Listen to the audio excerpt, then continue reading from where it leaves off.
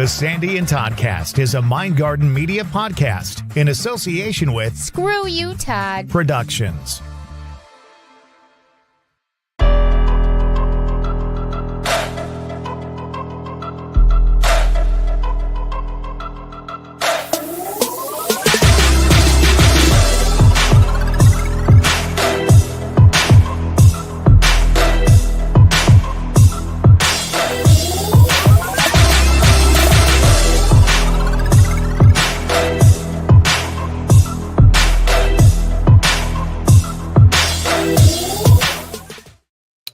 Look at us. Here we are. Yes. Hey. How are you?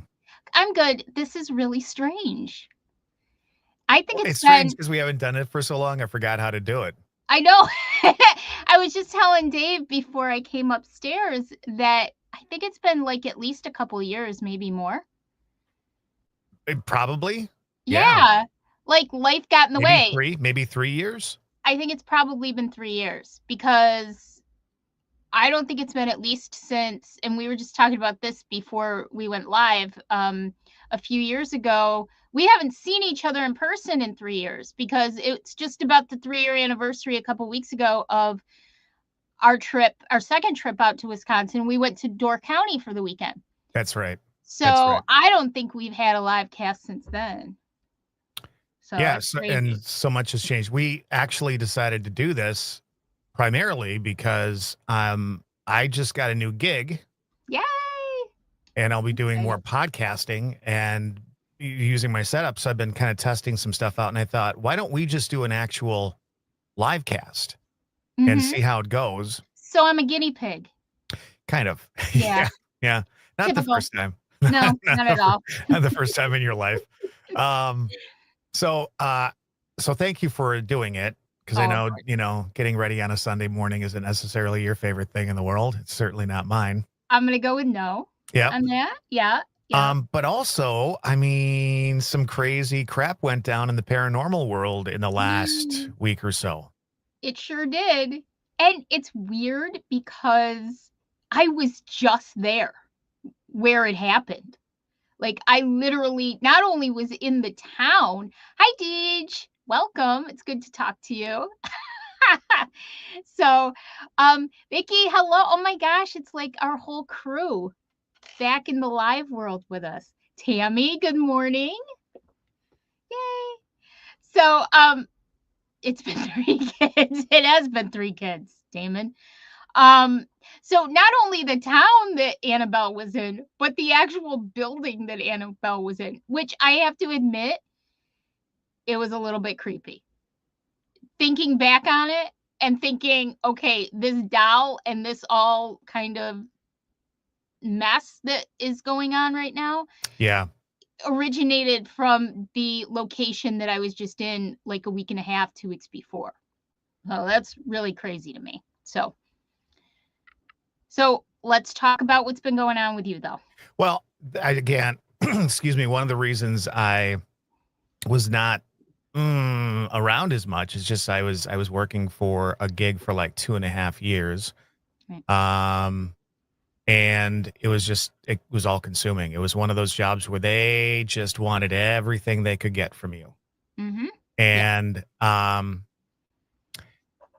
I finally was able to walk away from it. So what I'm going to be doing now is I'm leaving a job that I really enjoyed, but was putting in too much time and quite honestly not getting the appreciation or the help for it. Right. Mm-hmm. And now I'm going to be working with a friend of mine.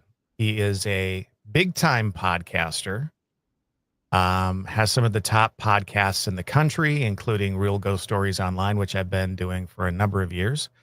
But also does True Crime Today, which is all about like the Koberger cases and all that kind of stuff. I've actually been watching that a lot more lately. I would watch it occasionally just because I know Tony through you. You know, I'm familiar with Tony. And right. Tony did our intro.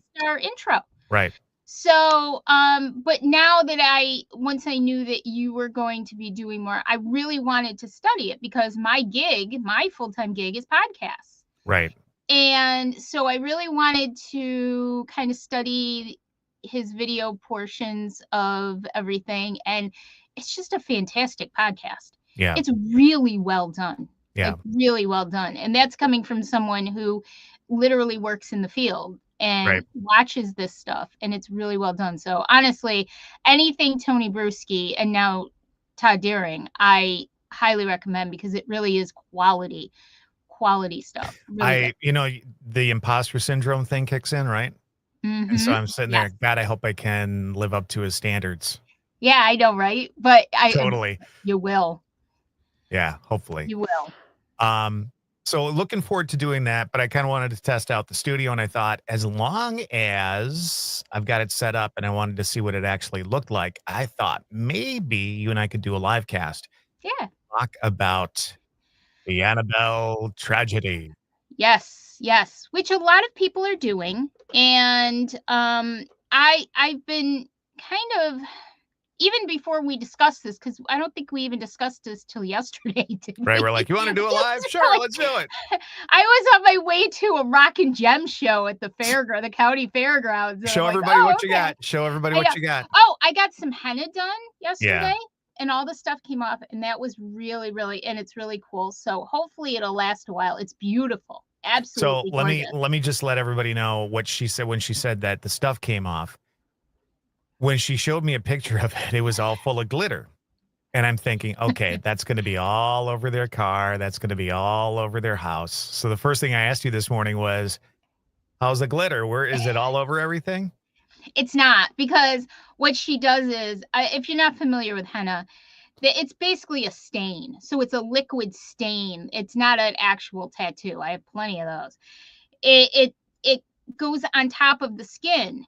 And then what it does is it dries eventually, and it'll just peel off by the end of the day, most of it. And whatever doesn't come off, you take off yourself, because underneath it is where the stain is. So there's different things you have to do to make sure it lasts as long as possible. But the glitter she put on right after she did it, so it literally was kind of embedded in the stain. So when it dried, it just kind of stayed there.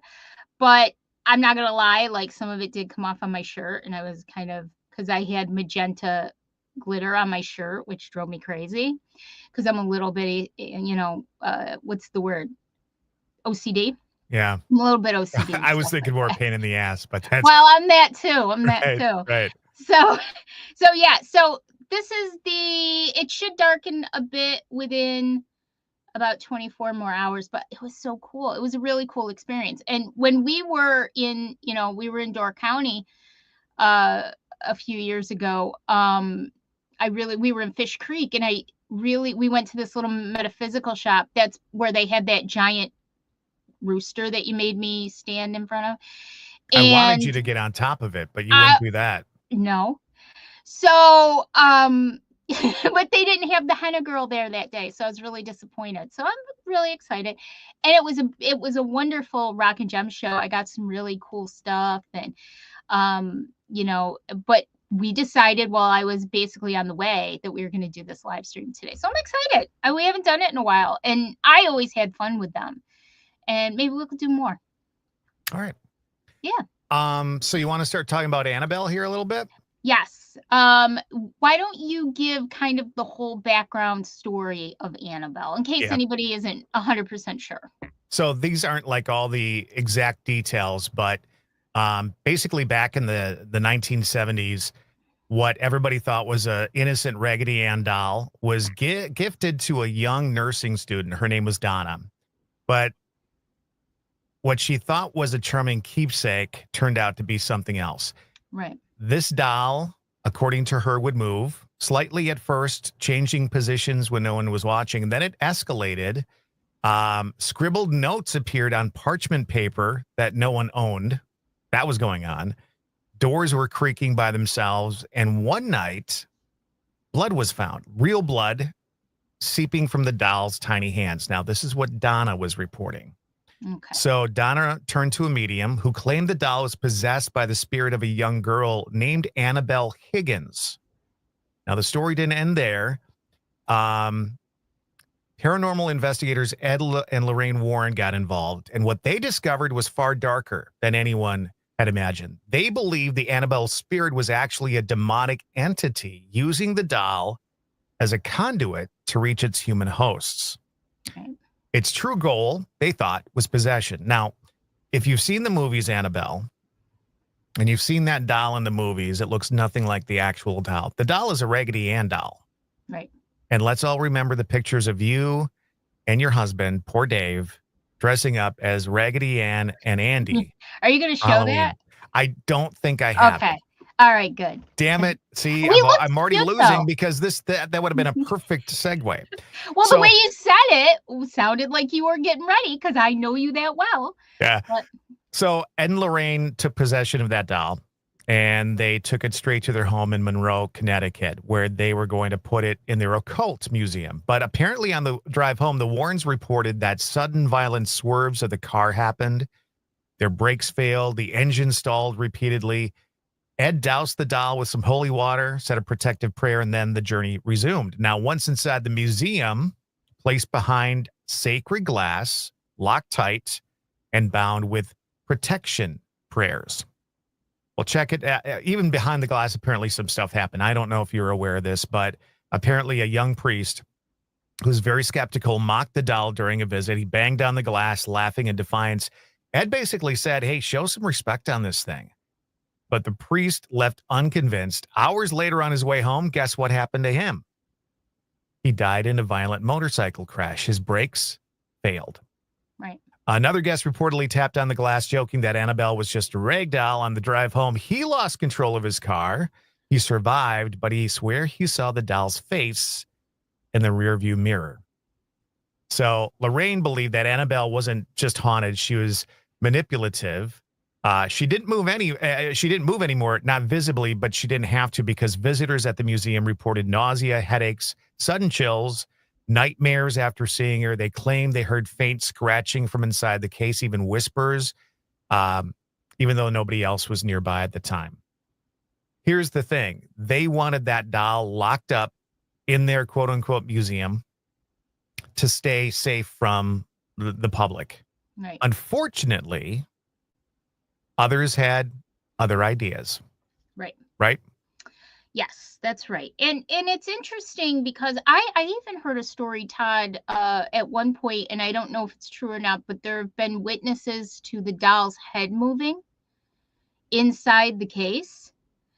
And a few other little things, but that one kind of always stuck with me that there's been movement inside the case. You know how I feel about dolls.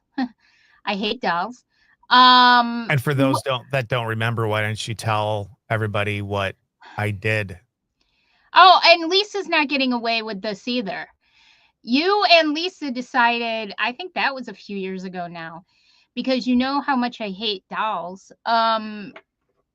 You decided to send me on, I think, 2 or 3 separate occasions, dolls, creepy freaking dolls with no idea where they came from, just out of the blue. I had no idea. It was literally like one of the best pranks I've ever knowingly or unknowingly been a part of. Okay, So because I was freaked out. I do want to preface this by saying, so one of Lisa's a friend of the show and a friend of mine and a friend of ours. And she has this business where they buy stuff in estate sales and then they resell the stuff that is worthy. And so she got a lot, not like a lot, but a lot, meaning a whole purchase of these old dolls. And I'm not sure if I came up with the idea, but I think she may have. I'm not trying to place the blame anywhere else. Well, but whatever, it was ingenious because you guys actually had people that I had no idea who it was send them to me. There was like somebody in Pennsylvania sending me this doll, and I'm like, what is going on? So now I remember the story. I'm like, we should send these to her anonymously. And Lisa's like, but then she'll know it's from us because it'll come from the the zip code. And she goes, I know people in Pennsylvania and I know people in, I don't know, Utah or whatever. I'll send them to them and have them ship it. Brilliant. it was brilliant. It really was. And I'm going to give you guys all the credit in the world because it was brilliant. And I will say this, when I opened, I think you sent 2 dolls at once, and then there was a third doll that came Yeah, after that or and something. let me tell you, there were more. I think they're still at her place, but there were like tons more. There were going to be several shipments.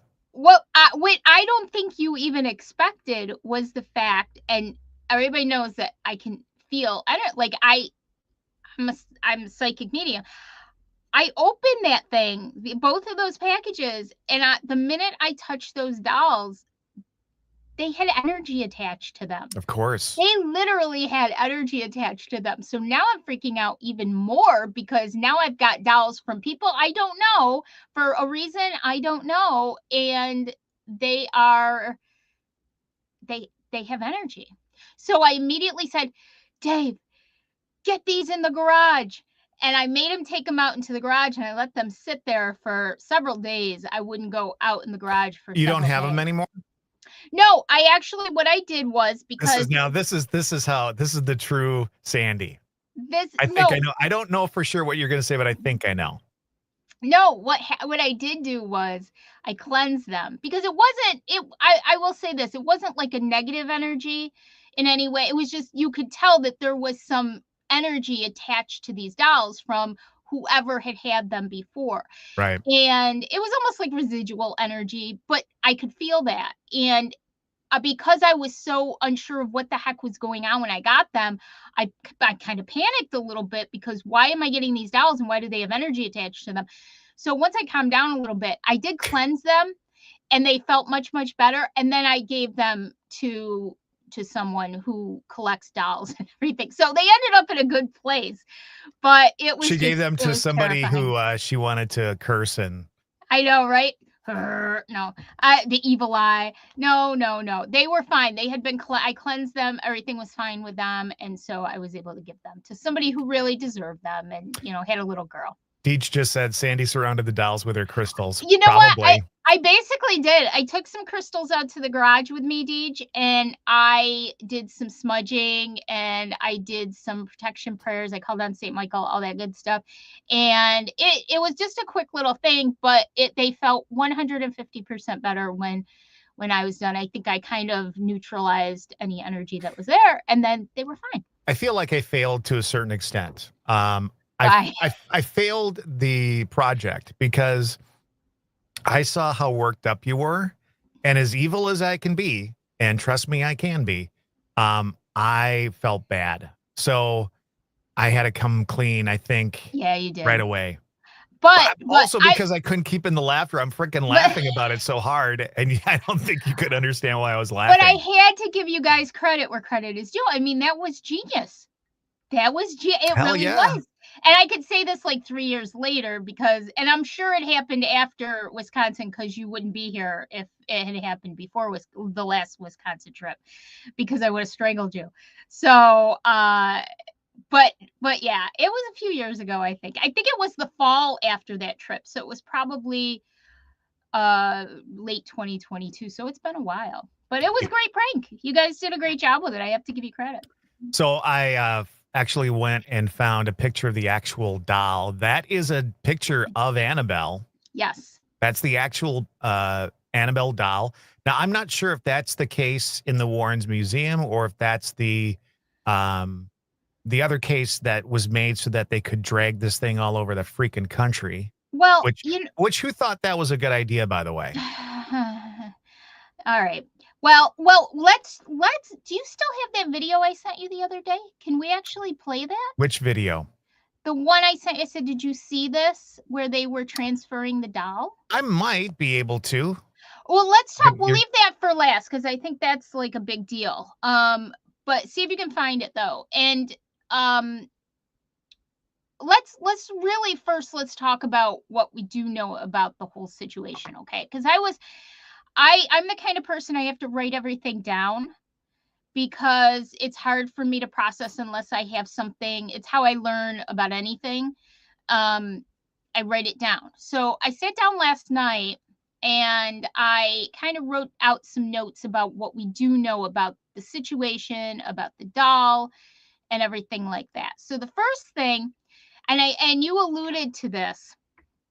Ed and Lorraine consistently stated that Annabelle should never be removed from its case due to its alleged demonic nature and the potential for harm.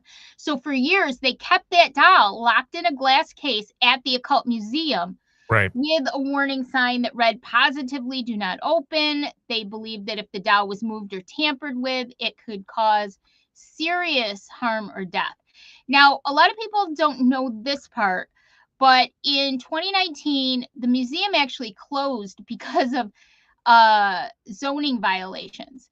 Now, I think there was something else that was going on. I think the museum actually at one point was with their nephew, John Zaffis, who I've had the pleasure of meeting a couple of times. He's very well known in the paranormal community. He's had a couple shows. He did oh gosh, what was the name of that show he did? Like Haunted Objects or something? Yeah, something like that. And I've met him a couple times. He did, some of our local colleges like to schedule like paranormal investigators, demonologists around Halloween time that you can go. The community is invited, you can go. And I've gone to a couple of his and had the opportunity to speak with him afterwards. Really, really genuine, nice guy. He's very Bostonian. He's got the accent and everything. Just a really laid back kind of guy. Now, he hasn't really been in the spotlight in years, but I think that maybe it was before that at some point or after that originally that they moved some of the stuff to John's house, like into a barn in the back of John's house, if I remember correctly.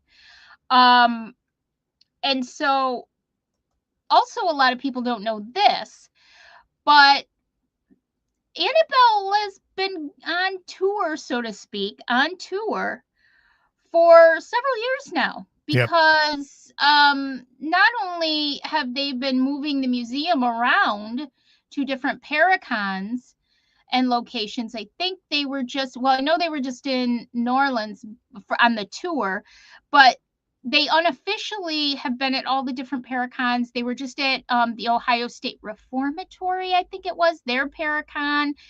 And you would pay, and they have their own, the Warrens Paracon, that I was going to go to this year if they were going to do it again, but I haven't heard anything, so I wasn't going. But you can pay extra on your ticket to go into the museum and see Annabelle and stuff. So they've been doing this for years. This is not anything new. But this on tour type of thing, where they're literally just taking the doll and a few of the objects, has been going on now for several months. But so it's nothing new. People who weren't aware of that thought that this was the big tour, but it really wasn't. It's been happening for probably at least a few years, if not more. I have been able to get the video. Oh, good. Do you want to roll that? Let's save that one for last, because I think that's a big deal. I think that's a really big deal. See how she's learned to build up? Yeah, I know. She saves the big stuff for last. I know. Well, I think that's one of the most telling things in this whole thing. So I think it was like July 13th. No, it was a couple weeks ago. Right after Dave and I were in Gettysburg. We were in Gettysburg mid-June, and I knew that Annabelle was coming. And so that's when if you've been listening to the show, I decided, I know you couldn't make it out, but I said, okay, I'm going to go take the Gettysburg Orphanage tour myself. And you go at like 10:30 at night, and it's really cool. You go in the orphanage, and then you stay there for about 40 minutes or so, and you go explore it. And then you go to the Jenny. Wait, oh, is that one of the dolls? That is one of the dolls. That is what, did Lisa send you that, or did you find that? I literally just realized I had these loaded in from when we used to do the lives. Yeah, that just in and of itself, without energy. I hate dolls. I hate them. And ironically, yes, that was the note. That was enough. I was like, what the F is going on right now, right? God. So, and ironically, this is funny too. Ironically, when I was very, very little, I had a doll that I would carry around with me everywhere. And my parents took me to the state fair when I was like 4, and I left the doll there. And I cried and I threw such a fit that they had to go back to the state fair and check with Lost and Found. And guess what it was? A Raggedy Ann doll. Was it really? I called her my Raggy Andy. Yes. And I had a Raggedy Ann doll. So I thought that was kind of funny. So we went to Gettysburg and I took the tour and I explained in full detail all the experiences I had.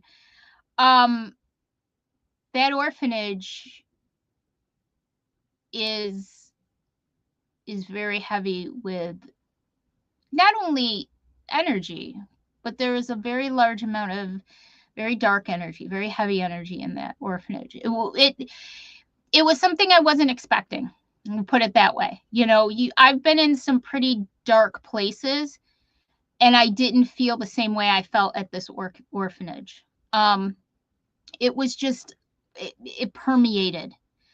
And not only was it an orphanage after post-Civil War, well, it was, I'm sorry, I take that back. It was an orphanage during the Civil War.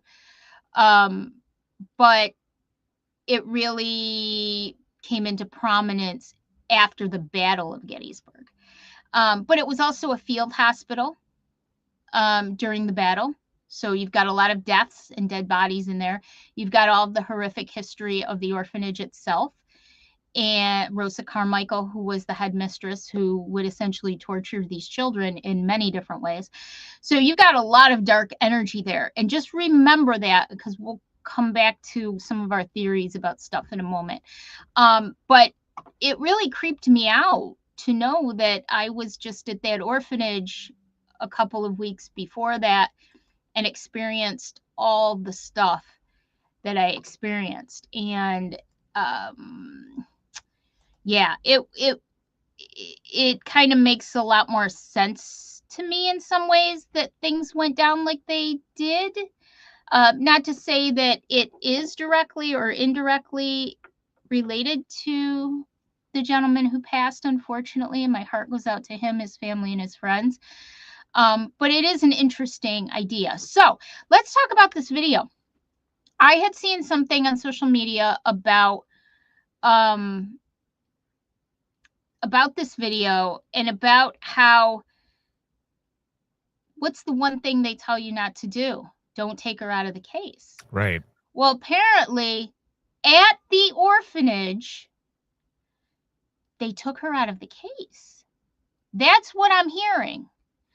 And then I saw this video. So play this video. I want to know what everybody thinks about this, because I'm kind of not sure what I think. All right. Check this out, everybody. See if I can get this to play.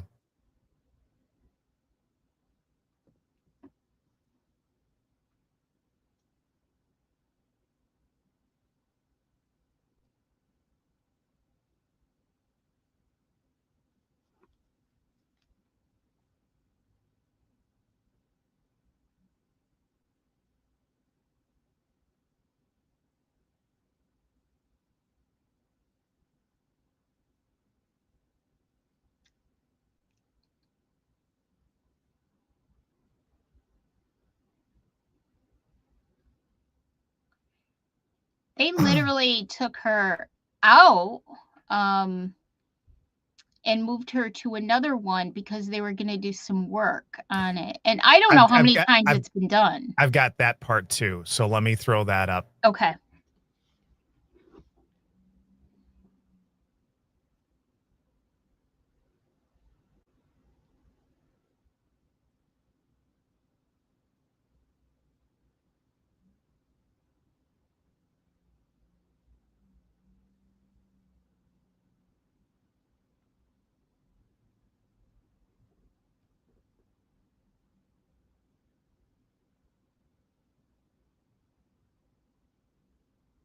All right.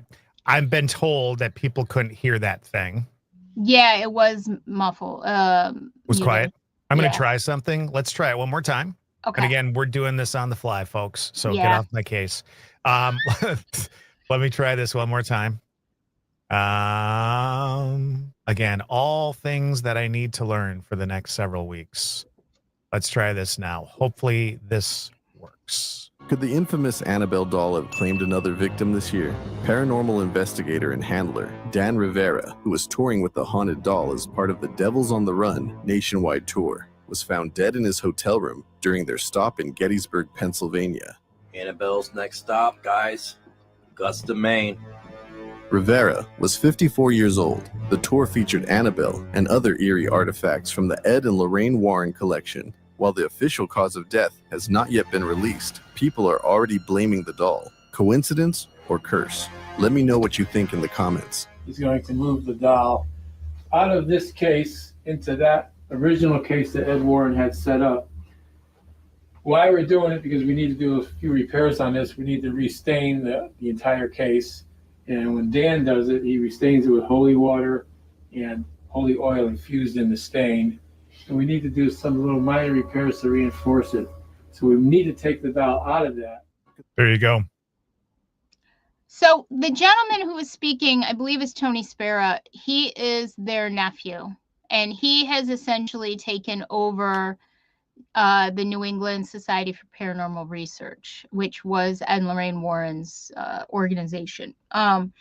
What's your take on him? I mean, here's the thing. You could have a take on the Warrens if you wanted. And I know that we have both said how we feel about the Warrens, right? Mm-hmm. Mm-hmm. But I think that he gives an air of, I don't want to say it like this, but I don't know that he's sort of like a used car salesman to me. He and whether he's, and I'm not going to say whether he's legitimate, whether he's sincere in the things that he does. I do know he loved his aunt and uncle very much. He grew up around them all the time. He learned everything from them. But I think that he just, his way, and again, when you're from that part of the country, you tend to be a little bit more out there, a little bit more loud. It's sort of like New Yorkers, New York City people. They tend to be a little more abrasive, a little bit more loud, a little bit more out there. So I give that to him, but I just don't feel like I have the same level of understanding of him as I kind of did Ed and Lorraine. And I know a lot of people think that they were shysters, and they were, I sound like I'm 85 by saying that word, but a little bit. But I know that, but I do believe that in the end their hearts were in the right place. And I do believe, we said this before, that was their chosen livelihood. That was how they made a living. Everybody's got to live. Nobody can do it for free. And I think they did not live extravagantly, though. I mean, they lived very modestly. I mean, maybe upper middle class, maybe, but more like middle class. That is without a doubt. I don't know if you've ever seen their home, but I was watching a video once on YouTube where you can't get even near their home. So, but because it's posted, but you can kind of see the house. You can stand at the side of the road. It wasn't a mansion. It was a suburban looking house. It wasn't, any of us would be living in it. So unless they had gazillions of dollars hidden in Swiss bank accounts, I don't think they were that rich off of this stuff, especially with people telling them they were liars and they were, but Tony's a little different to me. He's just a little bit more out there, a little more abrasive. Not to say that he's not legitimate, but I feel like he is the kind of person that does use it almost as his tool. Yeah. Do you know what I'm saying? That's his livelihood. That's his livelihood. He just happens to do it in a little bit louder way. Let's put it that way. I don't think the Warrens would ever in a million years have considered doing what has been done. I don't think so either. I don't think they would have ever taken this No. thing out of the house. Not at all. Not at all. And And so it makes me nervous. Well, and here's the other question is like, you've got a case that's already built for it, right? Mhm. I don't know what kind of condition that thing is in, but let's say you do want to take this thing on the road. And I will also say this. I've had friends say, they knew what they were possibly getting into. It's like, Right. when you investigate and you do paranormal investigations, you can be as careful as you want to be. But the truth of the matter is, some bad stuff can still happen to you, right? That's true. We talk about that all the time. So you knew you were doing this.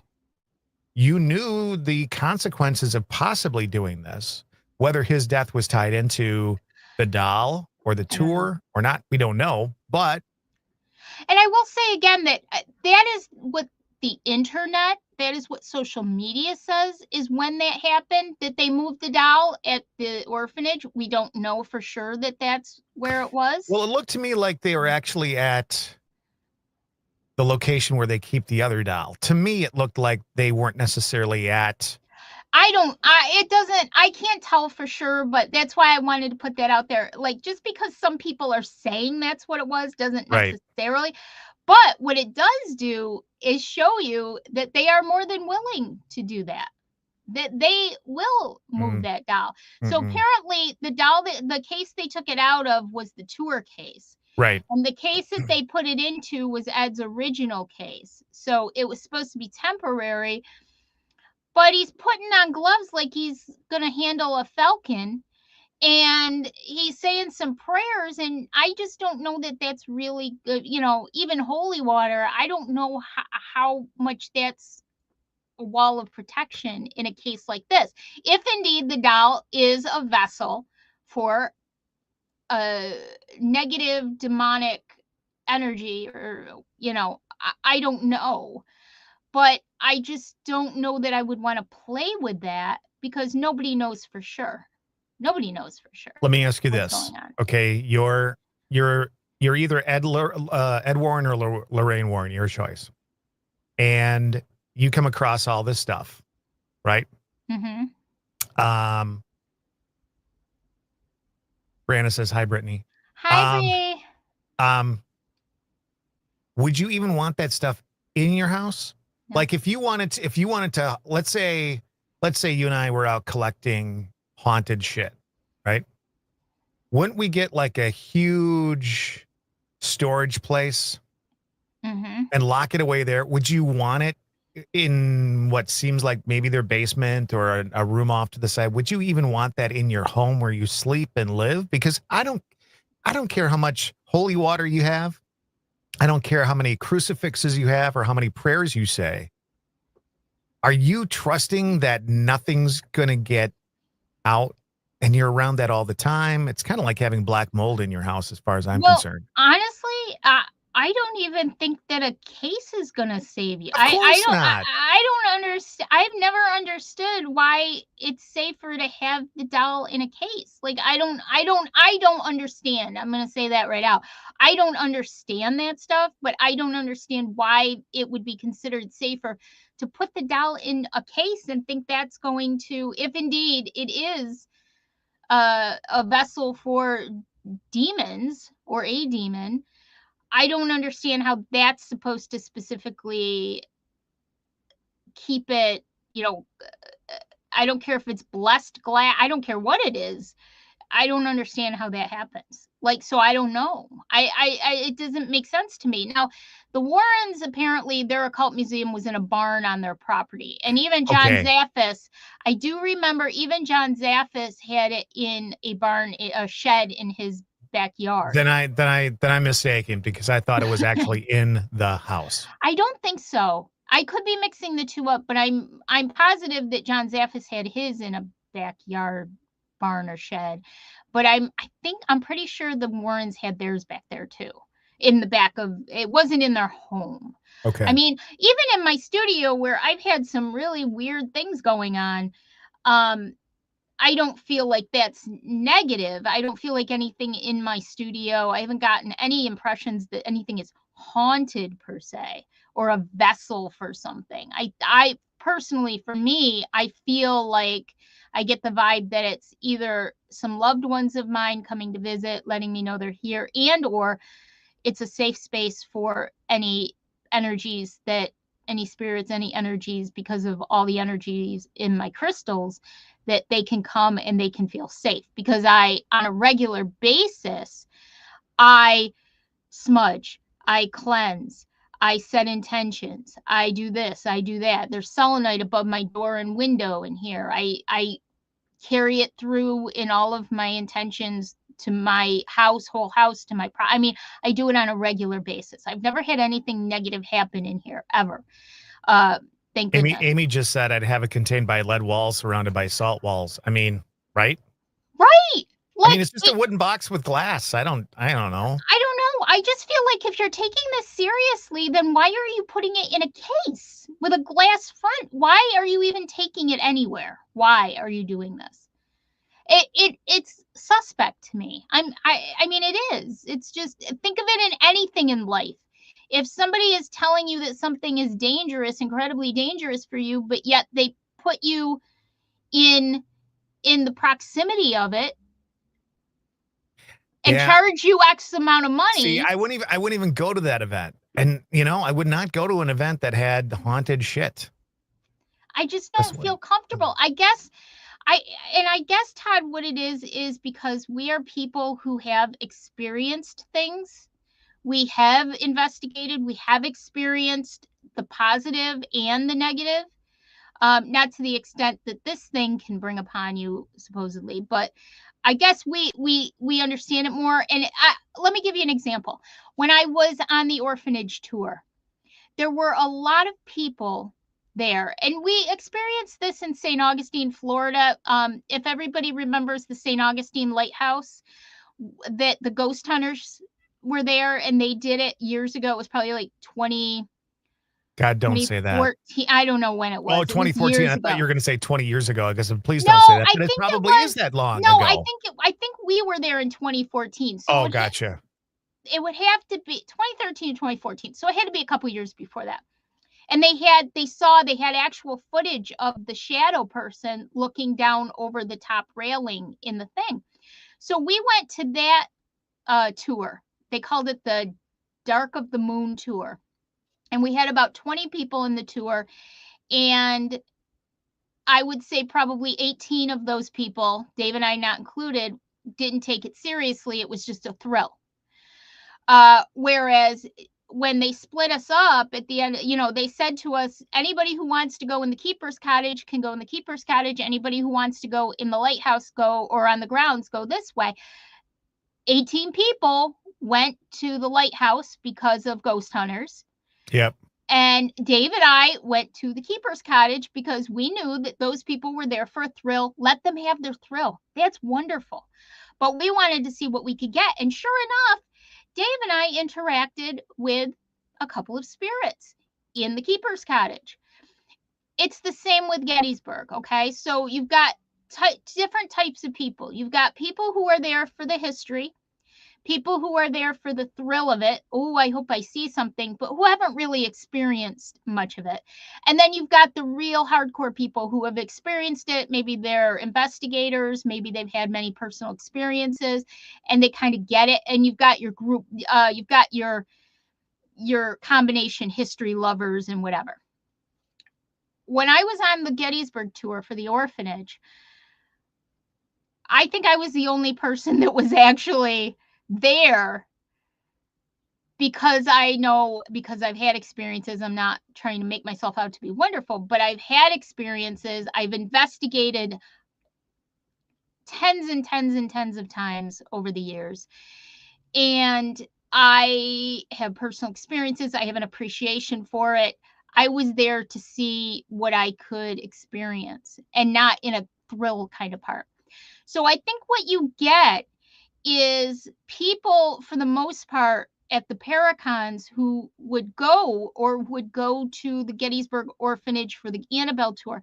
I think for the most part, you're getting curiosity type people, people who don't understand it completely, who haven't, and I'm not saying I understand it completely, but you're getting people who are very novice in anything like that and just Right. want that excitement. And, oh, we saw, this is the movie, this is the doll that the movie was based off of. And so I don't think that you're getting the people. I've thought so much about this in the last couple of weeks. In the beginning, maybe a year or so ago, when I was going to go to their Paracon, I thought, well, maybe I'll go. I won't get close to the doll, but I'll go in and I'll see it and stuff. And I would not. I think this has really changed my mind about a lot of things having to do with artifacts and things. I can't even go into I don't even collect antiques anymore. I used to love going into antique stores and collecting things. But between my abilities developing over the years and the fact that I kind of now understand what's going on, I unless it's something I really want and I'm willing to, do cleansing on it, and I just don't go into those stores that much anymore. So I will ask this for Damon and for longtime viewers, listeners of the podcast. So where's the line when it comes to you will do something, you won't do something, you will walk through a black mist, you won't go see Annabelle, you will dance on a grave, you won't. Well, I will say this. I know you're trying to be funny, but it is. And I am funny, damn it. Well, that's up for debate. We should have a live cast debating Todd's funniness. Bring it in, people, right now. Bring it in, people. Let me know. Am I funny? I'm funny. It's so good to be back. But with each, I'm not even going to discuss the dancing on the grave because she deserved that. I'm just saying she deserved that. But you live and learn, and after honestly, the mist was an experience that I will never forget in my life. It wasn't, Sure. I did not feel harmed. I did not feel harmed in any way. I did not feel scared. It wasn't something that, Look at the votes coming in. Look at all the votes coming in. Todd is hilarious. Thank you, Amy. Oh, Amy's a my long God. time friend from high school, from school. Dear Lord, don't stroke his ego. So, but it's all a learning experience. And I think it really,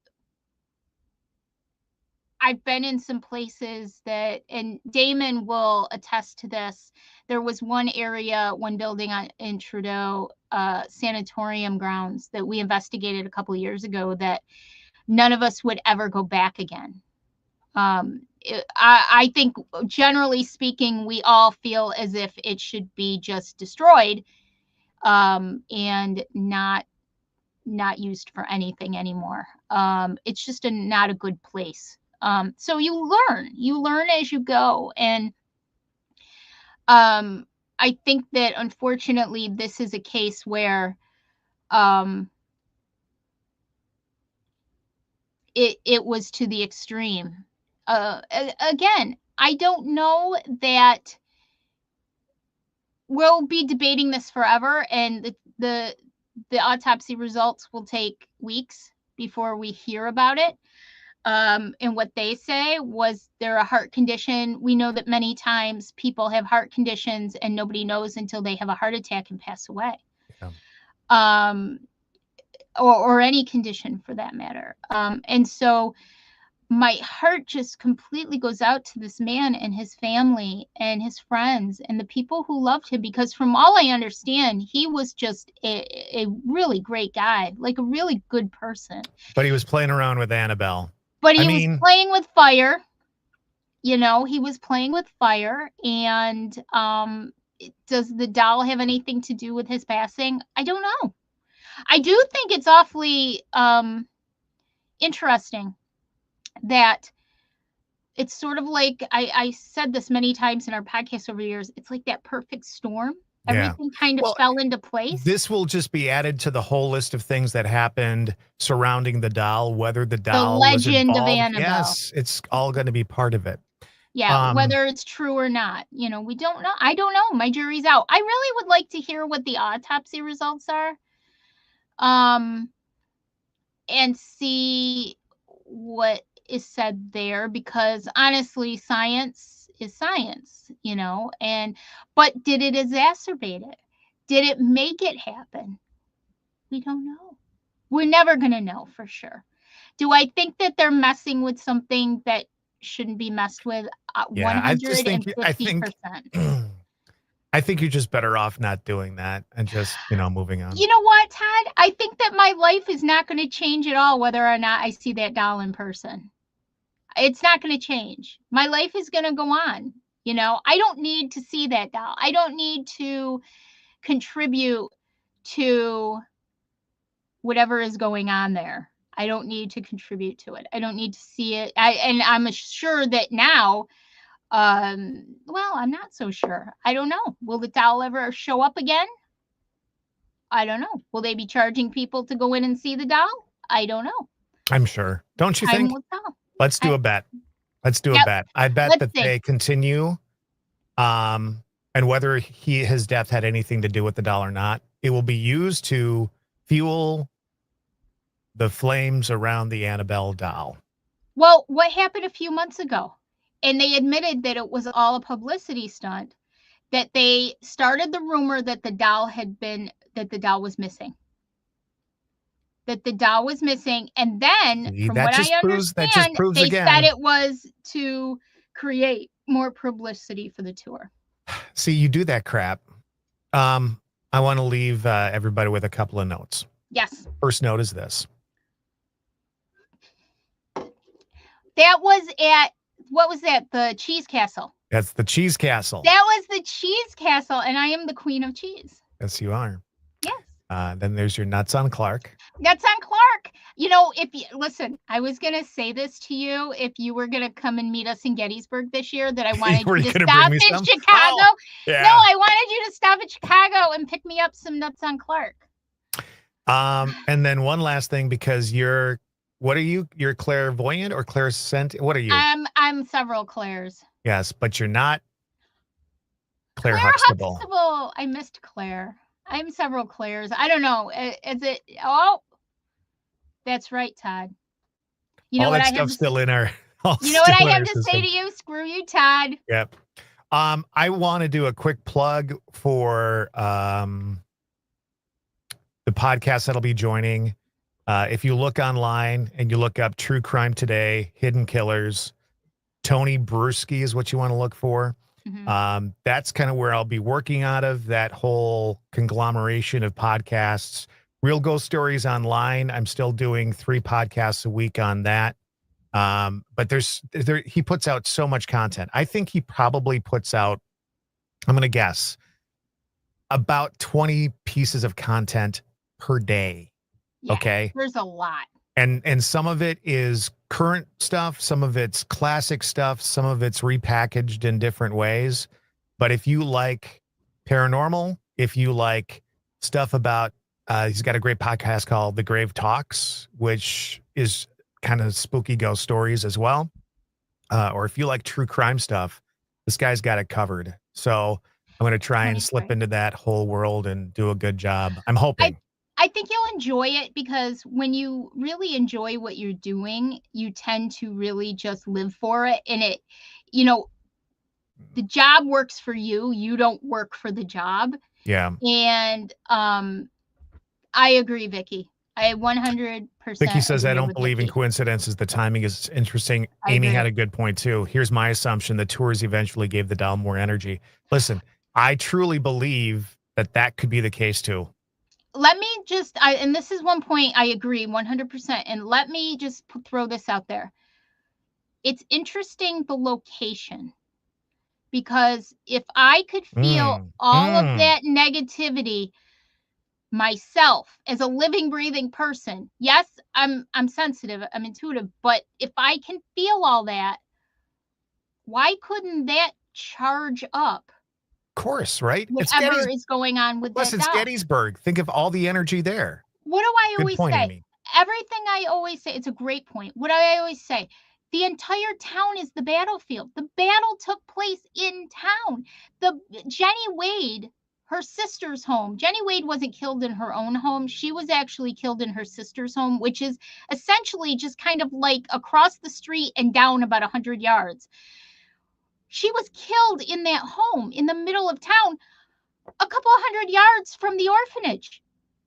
I mean, this is the kind of stuff that's going on there. I've had so many experiences. I was sitting there. That was our 4th time there over the years. And I was sitting there the other night just thinking back through over the years, all the experiences that I've had. It's just mind-blowing. I mean, you don't even have to believe in spirits or the afterworld to have an experience there. I mean, you can have an experience. It doesn't matter what it is. And the fact that that one place is so full of energy is just insane to me. Why couldn't it have amped up anything, any of those objects that they brought in there? Any of those objects. Deej says Gettysburg recharged that doll. Very good point, Amy and Deej. I love I think that. you're right. I love that. I agree. I wouldn't even say it was possible. I would say it most likely did. And if that doll was out of the case at all, I'm even more positive that it did that. Because again, what is the case going to do? Like literally, I don't understand. If somebody knows what putting it in a case does, please tell me, because I don't understand that. It's literally wood, and you can bless it and you can say all the prayers you want, but do you know for a fact that that's working? No. And it's probably plexiglass. So it's the cheap form. So I don't know. And studies have shown that real glass keeps ghosts out and energies out better than I know, plexiglass. right? I know. Yeah. So before we go, though, let me mention 2 things really quick. I want to talk about Mind Garden really quick. Yep. If you are at all interested, because we're going to be kicking up Mind Garden a bit too now. If you're at all interested in starting your own podcast, we feel like our listeners, our followers, our friends, we've known a lot of them personally for years. If you're really interested in that, you can come to us. We'll help you. We'll help you start a podcast. You can talk about anything you want. If you go down the list of podcasts out there today, anything you're passionate about, anything you feel needs to be put out there can be put out there, and we'll help you with that. And, just go like our page on Facebook. Yeah.